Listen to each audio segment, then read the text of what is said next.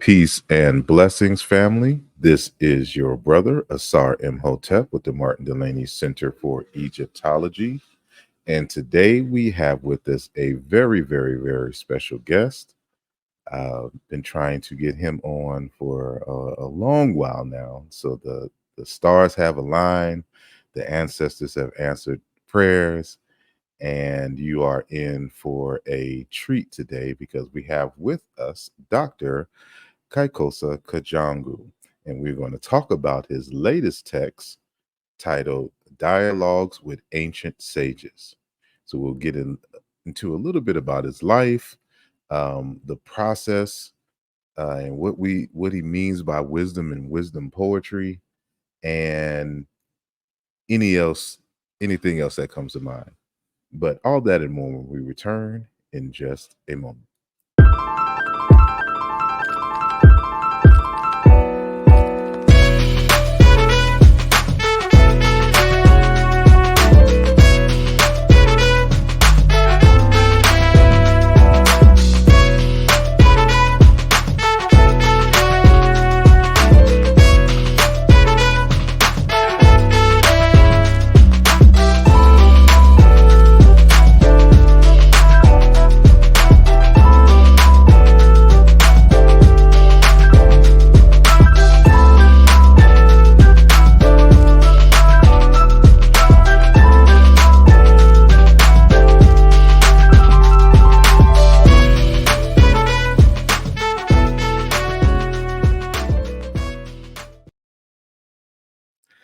And we are back. And I just want to thank each and every one of you for joining us. Um, Before you leave this session, make sure that you hit the like button. And if you are new to this program, consider subscribing. It will help us out a lot. And of course, support our guests. He has a number of books on Amazon.com, as well as one that's on a different site, but we'll get into that in just a little bit. But before I bring on my guest, I just want to read a brief bio so that y'all get to know a little bit about him before we get started. So, Dr. Kykosa Kajangu is an African wisdom keeper from the Bashi people and a scholar of indigenous wisdom traditions. His lifelong quest is to put the study of indigenous African wisdom traditions on its feet. To this end, he traveled on the superhighway of African wisdom, learning at the feet of sages in various centers of wisdom. Furthermore, he trained at the University of California System, Berkeley, UCLA, and UCSB, and that's Santa Barbara, and received his PhD from UCSB, I should say, in religious studies. Kajangu's main goal is to develop innovative approaches that simplify complex African modes of thought and being so that wisdom seekers may gain insights from African wisdom traditions in their journey to enlightenment. His new book, Dialogues with African Sages, asks the question, what if engaging in dialogue with ancient sages can take your journey to of wisdom to the next level? He argues that the number one problem today is the narrow minded nature of modern spirituality. People seek answers from closed minded and parochial gurus instead of walking in the old trails of worldwide wisdom where they can uncover new ways of achieving enlightenment. And this is truly a blessing to have this author with us today. And so, without further ado, I want to welcome Dr. Kykosa Kajangu. How are you today, sir? I'm doing well, thank you, Asa. Thank you. Thank you. As stated, it has been a long time that I've wanted to introduce uh, to my listening audience to this profound author. And, I've known of him for a while. I'm not sure how I first came across your name in your work, but somehow I did. and I have been uh, a follower of the work for a very long time. And so many of you know that I author works as well, but I'm more in the context of the research and the reconstructing African history through language and a lot. And if you are familiar with my work, you know that I cite Dr. Kajangu, because the way that he puts his words together to explain African wisdom traditions is, in my personal opinion, essentially second to none. And he has a very interesting story. He's had some profound teachers, and his books are just excellent. And so, again, it is an honor to have you here with us today. And I just want to start off by asking the question. I know we mentioned in reading your bio the Bashi people, but where are you from? Who are the Bashi people, and how has growing up amongst your people uh, helped in this process? You know, what started this process of wisdom seeking, starting from your earliest moments? Yeah, thank you so much for that question. The Bashi people are located in the eastern part of Congo, bordering Rwanda and Burundi. In fact, we belong to the same, we may say, civilization or same cluster of wisdom tradition, because they too have been nourished by the same teachings which must have come from the southern part of Africa. And we had, I think, uh, elders back in the day who created centers of wisdom or wisdom schools in which they were teaching wisdom under the name of the deity called Liangombe, meaning the cow. Just like in ancient Kemet, the cow having played major role in most of our wisdom traditions, the way humans were able to domesticate animals and move forward with their lives. How did I get to start learning wisdom? Quite simple.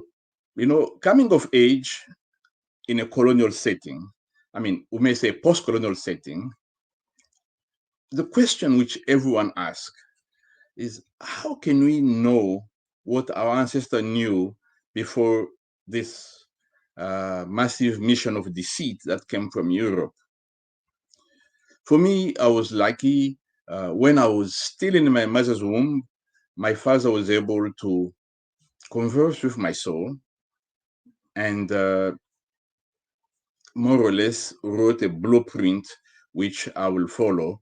I was not aware of it. It is just after my birth and coming of age that I was told uh, the essence of my grandfather's message. You know, unlike, or maybe like Malidoma, let me put that way.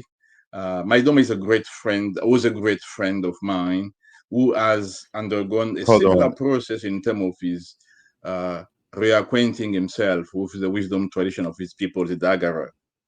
hold on one moment. Malidoma I just had want to his grandfather and maybe got to meet him and hang with him, even if you at a younger age, before he was kidnapped. I was never kidnapped by the missionaries.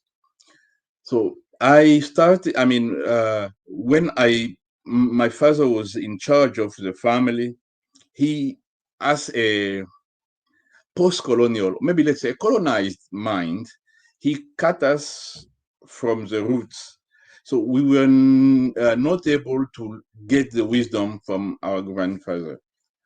And that sense of loss and lost opportunities, I think, haunted me all my life until I go to college. And even when I was in college, back in the Congo, it was only after meeting a few professors, just one great professor who introduced me to the work of Mabiga Kalanda, who is a great thinker also from the Baluba people from Congo, or just like me. And he introducing me to the work of Mabiga Kalanda. I knew there was something which I could get from the Baluba people, but I was not to do research in Congo because I was sent. I went into exile with a group of friends, and we ended up in America. So there, that's the way I started. So basically, a sense of loss, not being able to learn wisdom at the feet of my grandfather, and ending up in exile, where I think I was invited by the ancestors to come and learn and maybe find my way in the new world.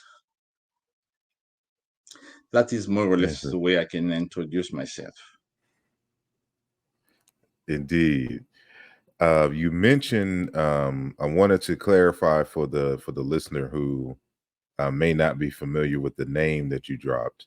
When you said Malidoma, he was speaking of the now ancestor, the late Dr. Malidoma Somé, from Burkina Faso. Uh, and, he's given us such texts as um, Of Water and the Spirit, of water his and the masterpiece. spirit, and I always get these two names confused because Fukiao has a similar name uh, for his book in terms of the teachings, because he has one on ritual as well, Yes. and but it should be what ritual power, healing and community. Mm-hmm. That's the ritual book, the of course of water and the spirit, and then African, is it is healing is I'm maybe thinking of a Fukiao's book because I Is it think the his is African. I'm healing sorry, go power ahead. of Africa? Yes, so Fukiao's must be the healing. Oh, I think his is the healing wisdom of Africa. Um, Let me just make sure right quick. So healing. Yeah, the healing wisdom of Africa. So Fukiao's is Another giant of our yes, self-healing research. power and therapy. Yeah, so Fukiao's is self-healing power and therapy, and Malidoma Some's is the healing wisdom of Africa. I know they have kind of similar titles, but but that's who he mentioned for those who don't know who Malidoma was. And I know in your dissertation you cite him a lot, but you also mention um, another giant who relatively recently passed away as well, um, the late Kredo Mutwa, Yes. and he played a pivotal role in your development. Do you mind telling us a little bit about how you were introduced to his work, and then later on meeting and studying under him, and what have you learned under him in general? You see, Kredo Mutwa is the father of my knowledge. I'm following his blueprint. It is as if when he was initiated by his auntie and elders in Southern Africa, I was part of that process too. And it, for me, the text he wrote them knowing that these are the teachings which come from the original people of Southern Africa, or original humans, because humanity started in Southern Africa in the Kalahari. And writing is, disclosing the secret he disclosed and getting shunned because of this disclosure, was painful, definitely for him, but it's a blessing for us because coming in across the work of Kredo Mutwa, I found what my grandfather could have told me and more. So, who is Kredo Mutwa? Kredo Mutwa is, for me, he used to call himself the Marco Polo of African wisdom because he traveled throughout Africa looking for teachers to learn the ancient ways and achieve perfection, like the Luba people would say, or achieve enlightenment in modern way of talking. So Kredo Mutwa, how did I come to know him or of him? When I was at UC Berkeley doing my studies. I think my BA in a field. I designed my own field, by the way. I mean, when I was at UC Berkeley, which I call African mysticism back in the day. But I simply was looking for a perfect term, which I found. I think African wisdom, traditions. It is what I was trying to get at. And we had people from Southern Africa, and I think someone must have told me about Kredo Mutwa. I don't remember who. And that's where I go to find these books. First, I found Indaba My Children and Africa is My Witness. And in those books, I had multiple answers. I mean, countless answers to my questions. And I found an orientation to my quest. So Kredo Mutwa, I think anybody who is studying African wisdom should read his work and find something which maybe Kredo Mutwa may have missed or which I'm missing now. But I think he's a person who can connect us to our beginnings. And not only because he's from the I think the cradle of African wisdom or just worldwide wisdom. Because you see, studying with Kredo Mutwa helped me understand that yes, wisdom started, or the exploration of wisdom started in Africa, and humans built a superhighway. I mean, while moving out of Africa, I just couldn't. Back in the day, I mean, it was way back in the 80s. There was no way for me back in those times to understand or know how to explain how this wisdom, which started in the Kalahari, ended up on every part of this continent, I mean, of this planet. It was, I think, when I was doing my dissertation, I mean, in the 2000. In fact, it was after my dissertation that I came across the work of Dr. Spencer Wells, who has done a genetic study to understand how humans migrated from Africa and to populate the planet. And in his work, I basically does it from a genetic standpoint and anthropological standpoint. He couldn't get into the wisdom teachings. And I think Kredo Mutwa gave me that. Kredo Mutwa helped me understand that, yes, almost 60,000 years ago, according to Kredo, the way he was saying it, humans started leaving Africa, and there were cycles of 20,000 years each, which help humans create all the wisdom we have, all the sacred arts we have, and I think reinforced by this understanding and fearing that another glaciation or another ice age may happen, so humans started leaving Africa. That was Kredum that told me. It took me a long time to when I came across the work of Spencer Wells, and after doing a lot of research, I understood that it was the precession, which lasts 26,000 years more or less. We had three precession, and the humanity which the human beings which survived the last ice age may have survived around 80,000 years ago. And it is at that time that humans started, designing the superhighway of wisdom.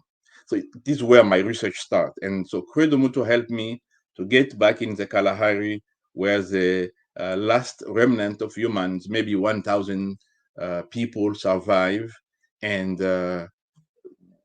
were guided by some sacred mothers and start migrating out of Africa, or started maybe populating Africa first and then migrating out of Africa. So more or less, that is what Kredo does. He gives us the wisdom teachings that help understand where the research about wisdom, indigenous wisdom, started. and the main, main details, more or less. We may say, give us the blueprint how to understand how wisdom was created by humanity. That's what Kredo Mutwa does. Did for me.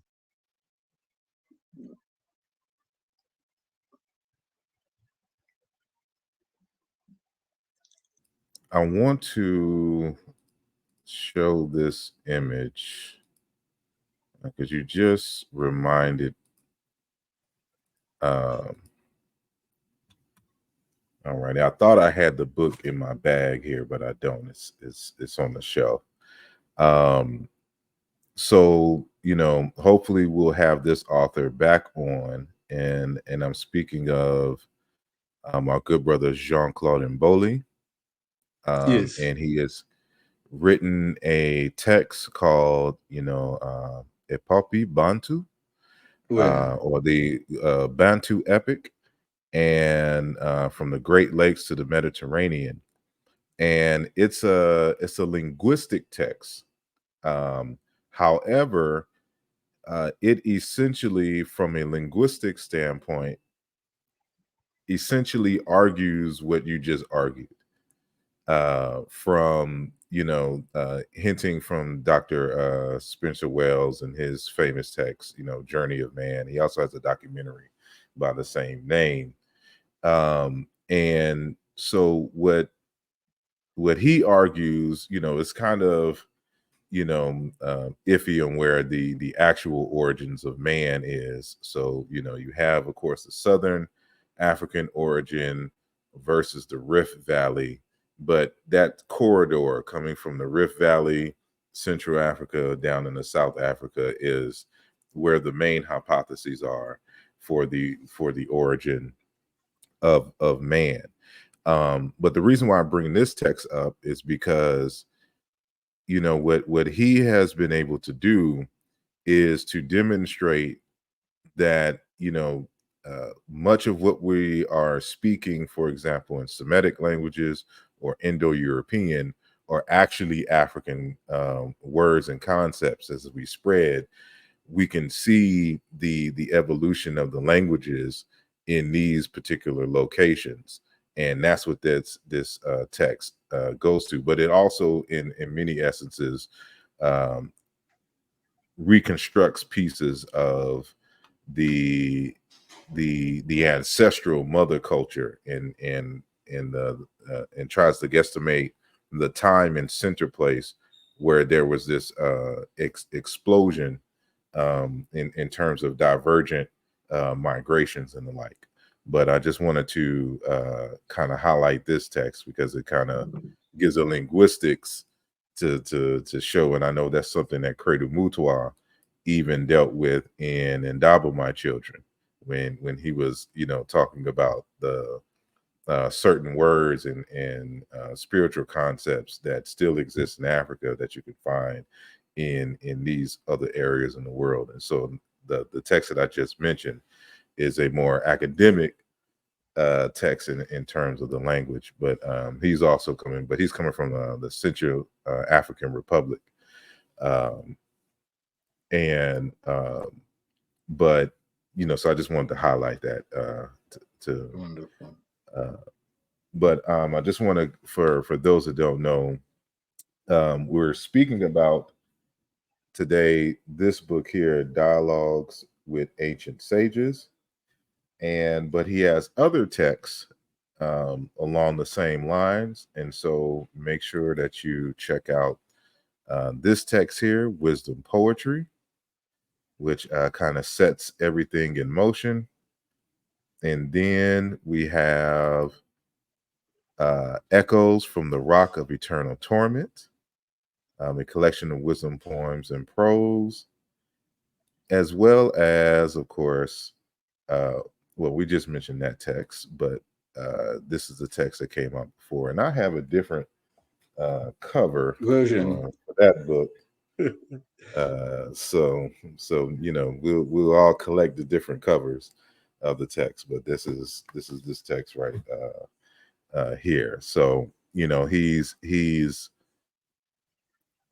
put together a very good corpus for us. And so before we actually get into the wisdom poetry and the proverbs that you collected, I want to first talk about, because you mentioned it in passing, but what do you mean when you talk about this African superhighway of wisdom?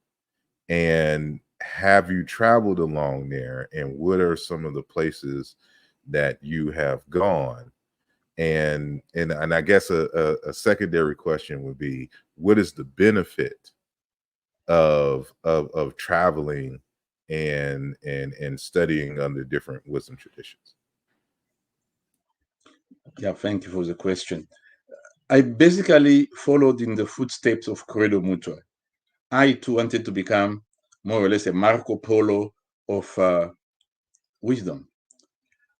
Marco Polo, by the way, is I think, maybe a Nubian. They say an Arab who did travel throughout Africa. I mean, in Africa, not throughout Africa. I think he covered a uh, wide range of countries, exploring. I'm as an explorer, maybe before the European. I'm not quite. I don't know quite a lot about Marco Polo, but Credo Mutwa, because he loves to talk about himself as a Marco Polo doing research throughout Africa, said, I will do the same. I mean, Credo Mutwa was blessed in many ways. First, in the southern part of Africa, he had teachers. He had his auntie Maina, whom I met long time ago. I think she must be an ancestor now, like Credo is an ancestor, and she was part of a group of teachers and seers who kept the ancient fire of wisdom burning in southern part of Africa. And Credo was lucky enough to get initiated by her. But it didn't end there, Credo. Credo now, uh, while working as a working for a colonial master, more or less, he had time still to, while with his master traveling throughout Africa. Went to Central Africa, where he hung with the Baluba are great people with a great wisdom traditions, and we have great scholars who have published a lot of work, especially Mabia Kalanda, whom I'll talk about later. He met sages back in the day. I mean, he was doing this during the colonial time. I mean, in the 50s, 40s, Credo was on the road. And he went to Eastern Africa and hung, in Kenya and Tanzania. He reached Kemet, and he just didn't get to the chance to go to Western Africa. So he gave me more or less a roadmap which I will follow, and not only from a academic standpoint, but also as an initiate, because I'm not simply an academician. I write books, it is true, but also I've developed myself and try to acquire powers which the ancient sages had.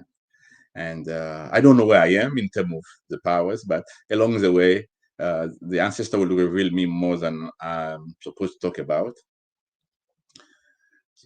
I decided, now let me do research, and because also I was doing anthropology back in, I started to say, let me meet anyone who has studied wisdom, not from any part of the world. I will try to meet them and learn from them. Um, so now, having done, first I said, I have to find maybe a tool which will help me do this journey. And it is where I found Proverbs. I wanted to do mask because I had a professor at UC, I think this was now UC Berkeley, UCLA, Jacques Maquet. He was a Belgian professor who was teaching anthropology at UCLA. And he had an uncanny understanding of African mask.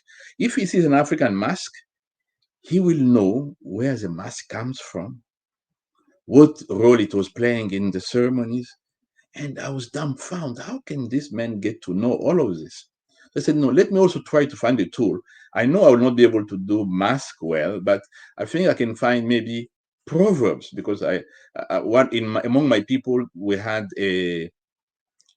one of the uncles, one of my uncle, or just a man from the group who did a research about the proverb of the Bashi, Emigane Balibantu. So I said, maybe I can find in every part of Africa uh, people. I mean, let me try to find the people who have done proverb research. So I became a paremiologist, more or less, and try to collect proverbs from Africa and out of Africa. And it is in while collecting this that I found similar themes, similar understanding. Sometimes some proverb, we can find it in Central or West Africa or Southern Africa, just same proverb. I mean, it's spoken in a different language, but same meaning and same understanding, which people will gain using this proverb in their ceremonies. So that is really which became my tool to learn the language of sages who have created wisdom. Let me backtrack for a second. Kredo Mutwa enlightened me from the beginning, telling me about these stages which Africans took to build the highway of wisdom. He told me there were three major stages or phases. The first one, he called it the cycle of the great masses. And it is when humans basically, were completely wiped out of the face of the earth. And the few who survived were guided by great masses. So we nourish them, help them come back to life, and maybe accept life in spite of all the challenges they were going through. That's the first phase, which may have lasted for 20 years. And then he told me while human beings were making a comeback, there were a group of hunters who rebel against the order created by the divine mothers. And that became, for Credo Mutwa, the second phase of the making of African wisdom. The hunters had to fight the descendant of the people, the initiate, the centers of wisdom created by the great mothers. And it was during these struggles the second phase was created, lasting for more or less 20,000 years, according to Kredo Mutwa. Then finally came a stage where this cycle or the phase of geniuses, those were the maybe children born out of this struggle between the hunters and the follower of the great mothers, and created another phase of African wisdom. So, it is hard to put it in perspective. But for me, I said to myself, no, look, in this, the best way of explaining this, and like the way Kredo Mutwa put it, was to say there are strategies which human develop to gain wisdom. And the first strategy was the strategy of the chiefs, meaning the great mothers were the chiefs who basically help human being to come back, make a comeback. And the strategy of the warrior was the strategy which human developed because they had to deal with so many challenges living on this planet. And the last strategy is the strategy of, the way of the genius or the way of light, is people now who have gained from the 40,000 years, more or less, of making of wisdom, and became the heir of whatever was created, and started maybe now designing or creating art, sacred arts, which will carry humanity to the next level. So from those 60,000 years, or more or less three phases of appreciation. In fact, when you go to Kemet, you find it now, where the way everything which was created there basically is a way of the genius creating one of the major or the most beautiful expression of wisdom we had in ancient times. And of course, Kemet nourished everybody else around that Mediterranean world. So this is just a way I explain to myself how wisdom was created. So first, the 20,000, 26,000 is more or less of humans coming to terms with the challenges of this planet and being led by the chiefs, the great masters. The second phase is human starting now to move out of Africa and meeting a lot of challenges along the way, and that will become the way of the warrior. And finally, the way of the genius is people now who benefit from all the creation of the chiefs, the warriors, become the geniuses. That's the third phase of wisdom. And I think it is in the last phase where humans, I think, where we find now humans settling, having centers of wisdom well established, and creating a lot of sacred art. And among this art, I think maybe one of the best was basically the verbal art in which humans starting to create uh, text, ancient text. And in this text, they wove all the tools which they gathered along the way. And here, talking about the tools, the way was a genius. Uh, the one who helped me the most understand this was Dr. Kunene Mazisi. He wrote Anthem of the Decade. So I let's see, how can I put this? Credo give me the blueprint. I develop my own understanding of how humans starting to move out of the southern part of Africa, going throughout Africa, and maybe starting to move out completely of the continent. And Credo Mutwa comes and gives me a text, Anthem of the Decade. I think you should have called it Anthem of the Millennia, because that text is really the blueprint of how we can create um, we can create now they are called stories of creation. I don't think it is the right word, but maybe let's say stories of that will give, I mean, cosmological stories to give human being an orientation to live not only on this planet, maybe go back to the stars. So Monsieur, I mean, Dr. Kredo Mutwa, Dr. I mean, Mazisi Kunene gave me that too. So both are from the southern part of Africa, uh, never interacted. Kredo Mutwa had his teachers. Dr. Kunene has his teachers. Dr. Kunene, writing the Anthem of the Decade, I always tell myself, I told myself for years, there is no way he could have written that text. He transcribed it because he had a sorority of great masters, I mean, great teachers, initiate, who help him write the text. I mean, he acknowledged them in the opening. But I spent many years with Credo Mutwa I'm sorry, with Kunene Mazisi at UCLA. I mean, hanging with him just like a brother or like a father. I didn't, I mean, there's no way I could have imagined how he could write such a text. Nowhere on this planet, no text I've come across come close to it. I mean, no text, no cosmological text written on this planet come close to Anthem of the Decade.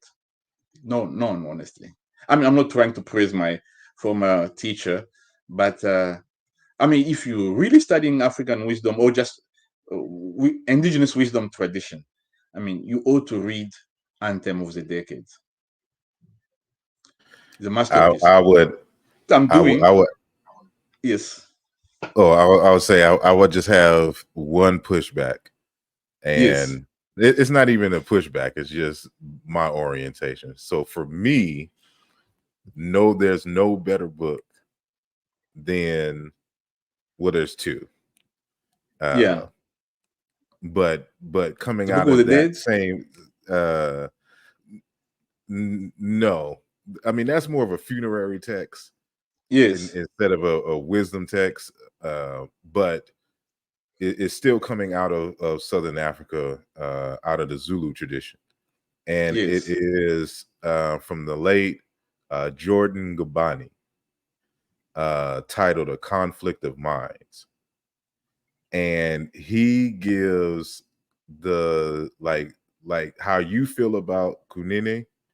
Like, I don't think that, that he couldn't have wrote it, but like for me, there was definitely ancestors sitting at the table while he was typing, these particular Wow. texts. And so, anything Fukiao for me Oh, is yes. is is is I don't have a favorite, because they're like, I've been blessed that I have some unpublished work of his that still has his handwriting, on the pages and the like, with some stuff that hasn't been released. So hopefully it'll be released one day, and so the general public can get access to it.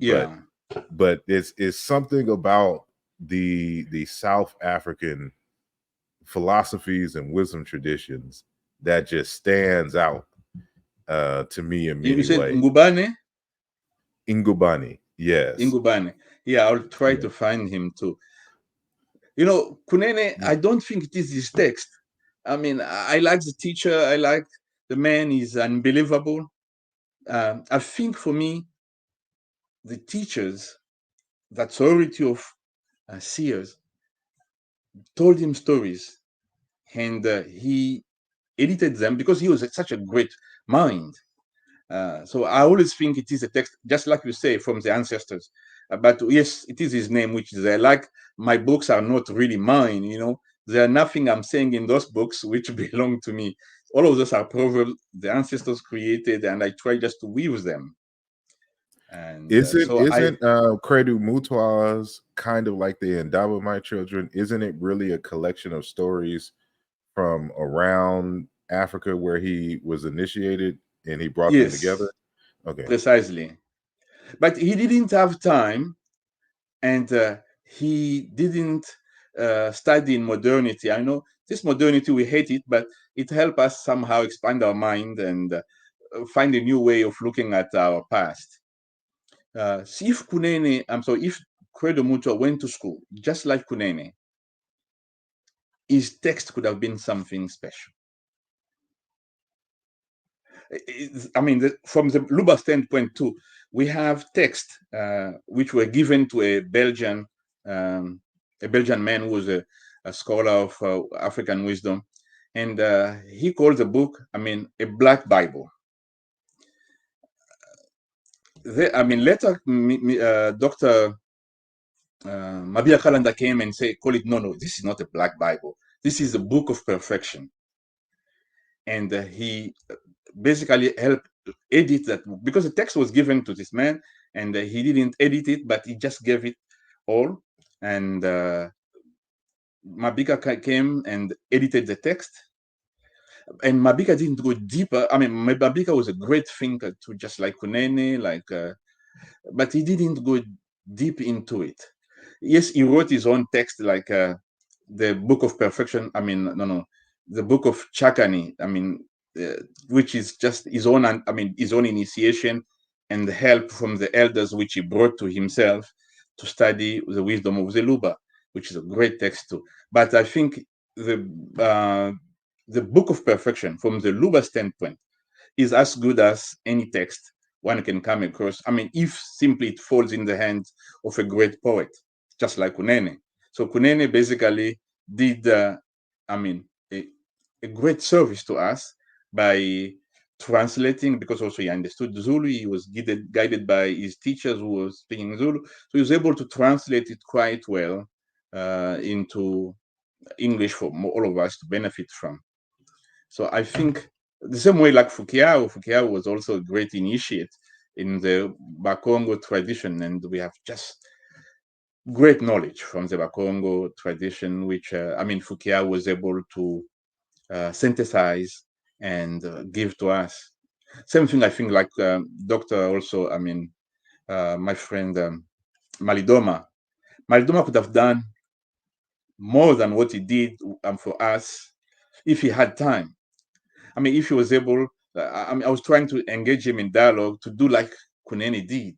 I mean, from the Dagara standpoint, or maybe just not only Dagara, but study many people in that part of the world who are related linguistically and come up with major wisdom text. We never had the time. So I think the people of the future, the generation of upcoming scholars will do that for us. I mean, we'll keep on refining those texts and pushing them forward. So that's what I did. I Indeed. mean, all I'm doing now. So I've continued the work started by the great mothers 80,000 years ago in the cradle of Kalahari, human being facing extinction. That's why most of my work, like my last work, I call it echoes uh, from the rock of eternal torment. That term comes really from the southern part, where I mean, imagine a human being are wiped out. I mean, just there is a nuclear explosion which wipes out most of us, and 1,000 of us survive.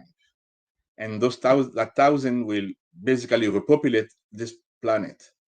What will be their orientation? That is what I think uh, I'm trying to do. So how can I capture the magic of the survivors and take it to throughout the planet, find sages from the various wisdom tradition, engage them in dialogue, and come up with text. From that standpoint, I would be writing or I'm writing my wisdom text. So wisdom literature for me, for our time, will have to have the genius of the past, people who made humanity survive, and different pocket of humans or Africans. I mean, all of us are Africans.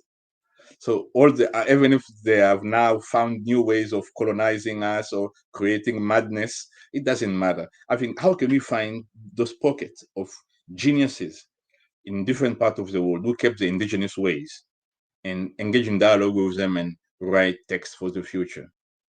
I think those texts would speak of the planetary consciousness. It's funny that you say that because in a in a different kind of way, that's exactly kind of how I see us who are African Americans. Like that's kind of what happened. So the transatlantic slave trade was this major disruptor in the lives of these African people, and we're having not to totally start from scratch, but close enough to it in terms of building a sense of community, a sense of identity, and the like. And on what grounds do we orient and shift the culture in the future? What is that basis? And this is kind of behind the work that I and others do, which is why, for example, like I don't know if you could see it on the T-shirt here, Kimoyo. Kimoja. That is the label that I've given instead of saying African spirituality, so to speak. We just say Kimoyo, Absolutely. and we define it as essentially the art of adding life to life, or when we talk about it being like an institute, being a vital force exchange system. And the more and more that I engage in these ancient texts and living traditions, the more and more it is apparent that at the heart of it is, how do you obtain vital force? How do you harness it? And then how do you share it? And then everything else kind of circles around those three endeavors in terms of the ethics, the morality, the sense of community and family, because it's Yes. all about vital force and moyo. And I got that term out of the Kikongo speakers and one of those texts from Fukiao. And I'm like, this is the perfect word. And so like I have this thing where I'm finding perfect African words to replace what we're trying to say in these other Absolutely. foreign languages, like in I mean, English or whatnot. I don't think we'll have time today for me to get into the text, but in the future we will talk about the Kimoyo. because that Yeah. is what the great mothers discovered and use the same term. Cannot believe it. Moyo. Ah, yes, Same and concept. I mean, you find the same concept traveling throughout Africa. yep, and it's Moyo. Umoja in isiZulu, in Moyo. That's why I like when I greet, because it's a greeting as well amongst the Baluba. They Yes. greet saying Moyo. Moyo, yes. Uh, and but yeah, that's that. Oh, I wanted to share this one thing before we because I wrote this text a while ago called the African Superhighway of Wisdom. And of course, it's inspired by your text. And I wanted to, because your text wasn't the first that I've heard of, Africans traveling um, to gain wisdom. And so I first heard Yes. this from, an elder who was initiated in an Akan tradition and the Yoruba tradition about them traveling and in being initiated in these different systems. And of course, I read Kredo Mutwa, and he said the same thing. Then I read your text, and even though you don't cite this text, this is just a confirmation text. But you do cite this author, and it's Amadou Patiba.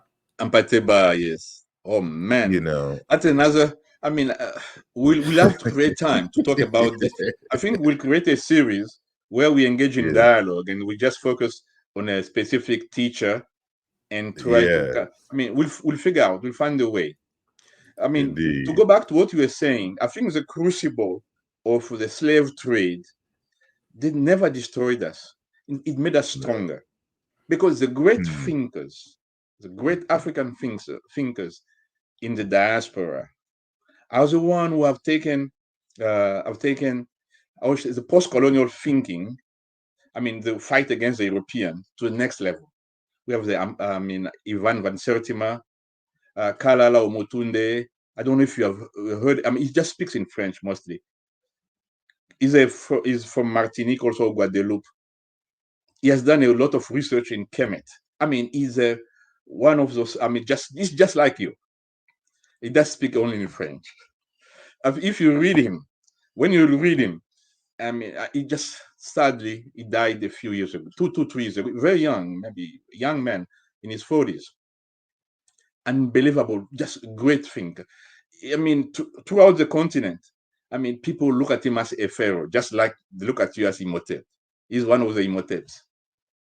Same family. So you are Sir, and he's Kalala Imhotep or Mutut. I'm calling him Imhotep because I know the value of Imhotep. So he's one of those, but I don't. He just took the Baluba name because he thought maybe Kalala or Mutunde. Umutunde is, I think, from West Africa, uh, and the Kalala from Oh, the I Yoruba know who you're tradition. talking about now. But he lived in Europe. He lived in Europe, in Yeah, France, and I So think they yeah, must I have. know. They must have. I don't know what. I don't want to say it in public. There's no Uh-huh. way someone young, 40 years old, dying like that. It cannot be an accident. Yeah, must have. But yeah, I was thinking. I'm like, I know that name's familiar, but yeah, I'm Yes. very familiar Oh man, with him. I'm just a sorry. Go genius like him. Ivan van Sertima. Molefi Asante could have gone deeper, but he did his best. So all of those great thinkers are influencing basically the consciousness in among the African who are displaced or dislocated, like Kunene will say, by this mindless or useless ideologies which European pumped on the continent. And just beside the great scholars, the art which we created in the diaspora, or anything we touch to in the diaspora and remake, R&B, hip hop, you name it, just even when they uh, make our young people unconscious, it's just simply because we didn't create wisdom centers yet.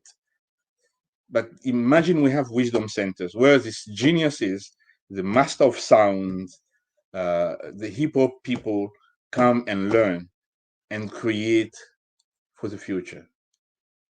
what it will be like. So really, in the Crazy. diaspora, and when you go to Brazil, Cuba, I mean, Mhm. what we succeeded in recreating, oh man, I want to, unbelievable. and it's funny because what you just stated is so here in Philadelphia, there's the Check Ante Diop conference, and I'll be speaking at this year's conference. And in that spirit of reorganizing and finding terms, I've created this term called jashe, Hmm. which is the ashe of jazz. And Yes. we're talking about hip hop and hip hop culture as a healing arts tradition, and how to restructure and organize it to do exactly what you just said.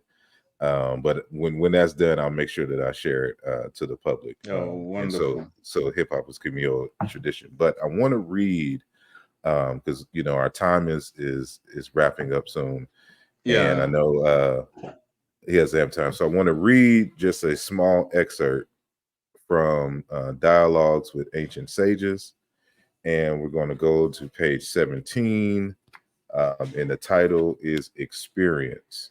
And this is from chapter 2. The chapter is titled The Cycle of Controversy and Creation. And so, and these are poems, just to give y'all context, these are poems that he has found from around Africa and maybe some other places extended beyond Africa. And as he stated earlier, he finds the commonalities between the proverbs and weaves them into poems. So I just want to read a brief one. It's not that long, and I want to get your response and what do we learn from it. All right. So it's called Experience. So it says, wisdom is unlike money, which you can bundle up and store away. You may be born to heritage, but wisdom comes only with age. By three methods, you may learn wisdom. First, by reflection, which is noblest. Second, by imitation, which is the easiest. And third, by experience, which is the bitterest. No branch grows without roots. No river flows without a profusion of rain. And no sage can boast wisdom without experience. Nothing beats experience. It is far better than books without truths in them. Without experience, you cannot achieve wisdom. Without wisdom, life becomes the image of death. Let experience enrich your existence and lead you to wisdom. Experience, page 17. Oh, So I want to thank get you your so much. thoughts. Go ahead. I think experience, when I got into uh, the business of making sense of our ancestors, uh, it has been to bitterness. So the experience I've had, sense of loss, coming of age, living under the gaze of colonial scholarship in academia, to the place where now I start to free myself and go and sit at the feet of sages in Africa first and around the world thereafter.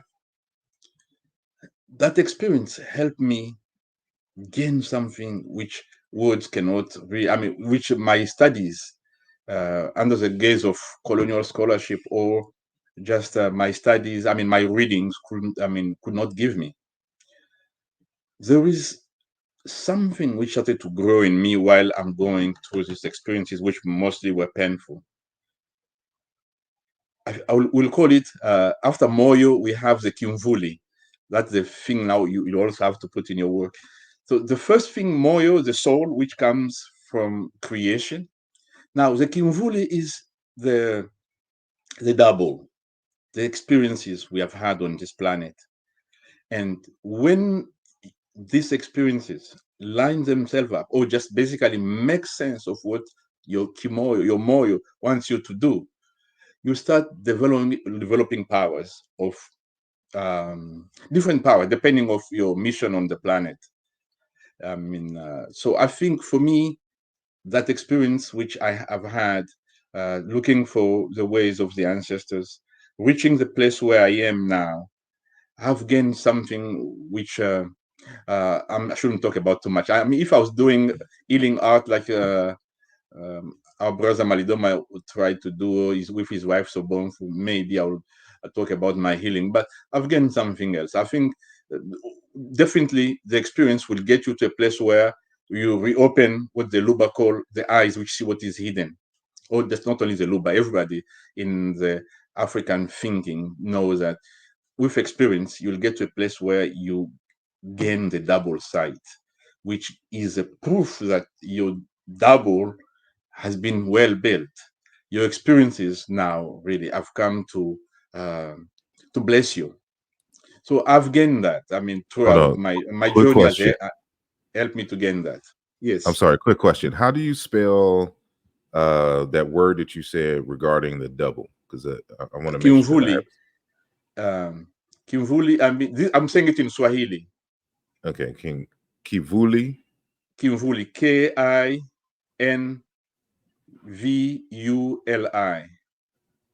Okay, Kimbuli. Yeah, that's what I was thinking. Yeah, so that And I is think in among the Bakongo and the people in that area, they call it Elili. Elili. Kimvuli like that, yes. Elili yeah. is the same thing and Eli. I think if you check in Fukiao's work, you'll find something about the double and that Lili will not will be part of it because when you go to the Twa people, their songs of creation uh, have that Li. I mean, all the songs which come from the great mothers, the experiences of the great mothers, they will call them end by Li, Tuli Tuli. So you'll find really that. I mean, in any how should I say, sacred art we create with sound, the Li will not miss. And Hmm. whenever the Li is invoked, it means, I mean, when someone who has going through that experience, that mystical experience of connecting with the beginnings, will have that Li sound coming.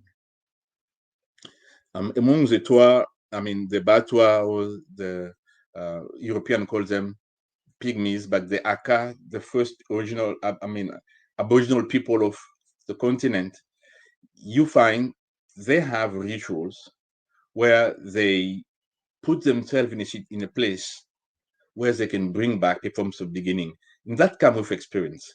So that experience which one can get as in one's vision quest, like I mean, I'm doing. And the experience, I think, the better one will be if we have people of like mind and we come together and we know this password or code word. When we chant them, the experience is all that I got from a brother named Akwete Durbak, whom I will not. We don't have time to talk about him, but clearly Akwete had that. So we remember we did a ritual with him. Man, he did the invocation, calls Eli or that spirit, and the people went berserk, went in trance. It's just like a Michael Jackson concert. So there we are. So clearly, I Indeed, mean, the experience is something special. I'm sorry man. we don't have a lot of time, I but know. I think we I will, wish we did. brother Asar, we will create time to. I think maybe I mean, we'll plan how we can be talking about I mean, we exchange notes and we Yeah. figure out how we can talk about specific aspect of our wisdom tradition.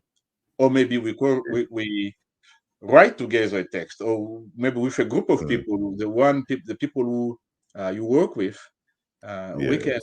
write, start writing wisdom text together.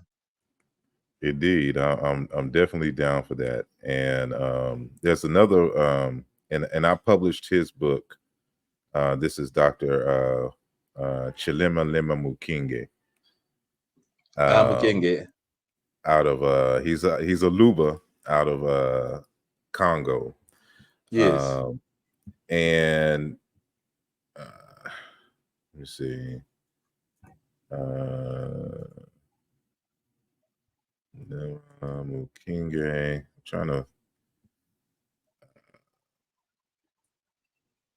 trying to figure out where, because I think we switched where the book uh, is to be found, but because he's also working on another text that's going to be published soon. Oh, Uh, nice. but the first one, I'm trying to get it so people can see. Here we go. So I'm gonna share the screen. Um, oh no, Chrome tab. There we go. So it's called Muntu Wan Zombie: Portrait of Human as God's Special Creation. Wonderful. And so he's breaking down aspects of Luba culture, but he's doing it in comparison with other wisdom traditions across the continent. And so the subtitle is From African Creation Stories, Religious Beliefs, and Cultural Practices. Man, So this is a gem. I think I'll get it today. About the same from the same people, the Luba.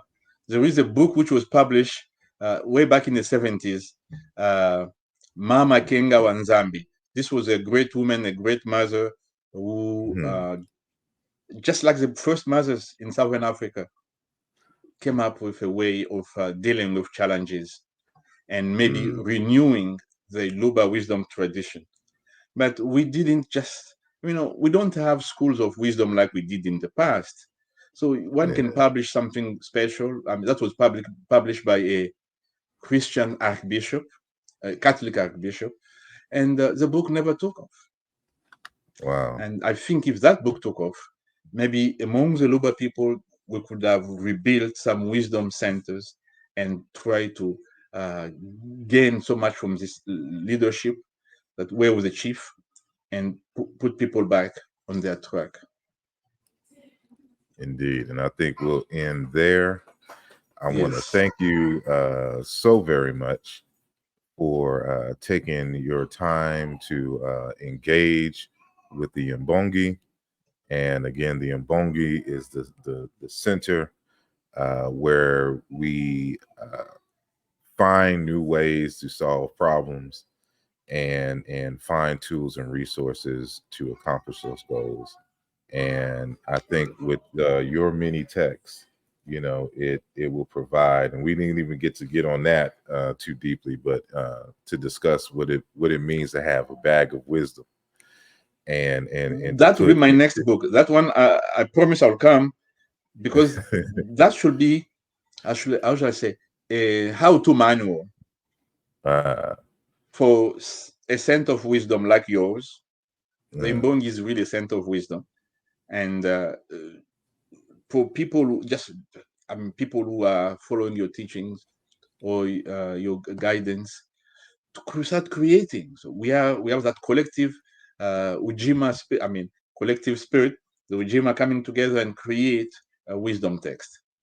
I think we'll be mm, able to. So when I'll have that book, we'll come and talk about that. And my indeed, doctoral dissertation, yeah, I'll rethink it and see how I can include the Omotunde, Kalala Omotunde work, because I wrote yeah, about the colonization, and mm, I hated that book so much when I uh, have to dispute what the European have done through colonization, and then I came up with a creative piece which I'm based on my experience, which I'm doing. But I mm, want to revisit that with the new understanding.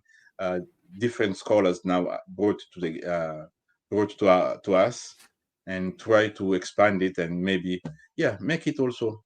I don't think we need another manual about how to deal with colonial thinking, but it yeah, can help in one way.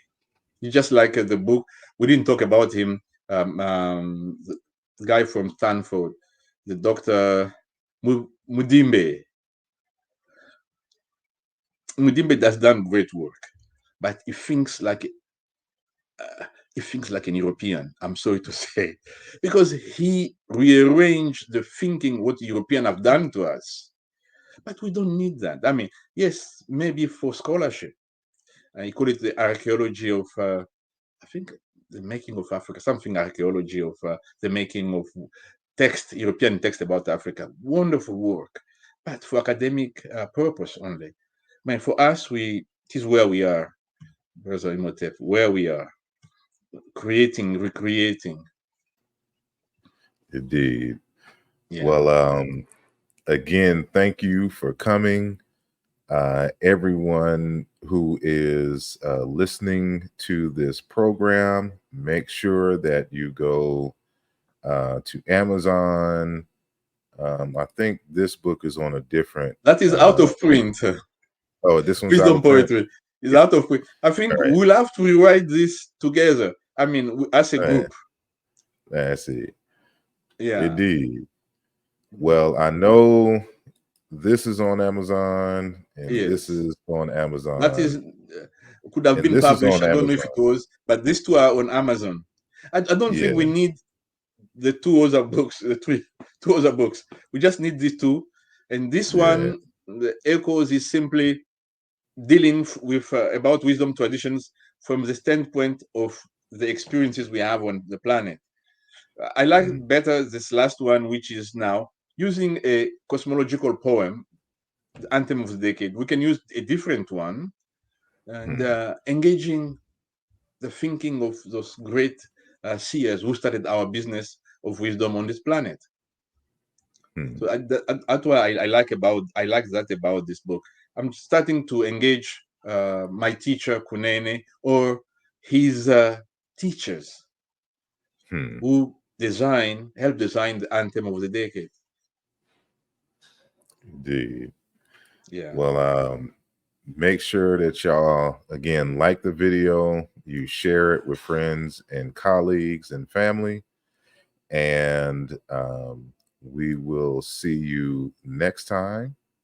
And again, our special guest is Dr. Kykosa Kajangu, and his latest text is Dialogues with Ancient Sages. And so until next time, we will see you later. Peace.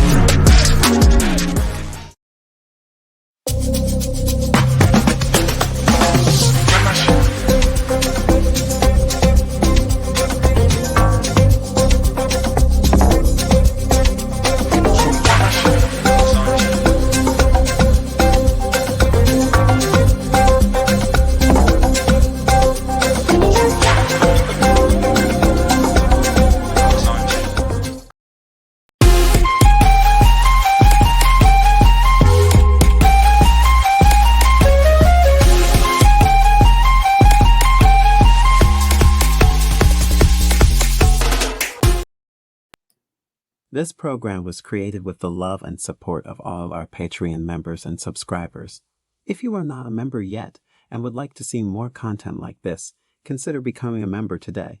The link is in the description of this video. Your support is greatly appreciated.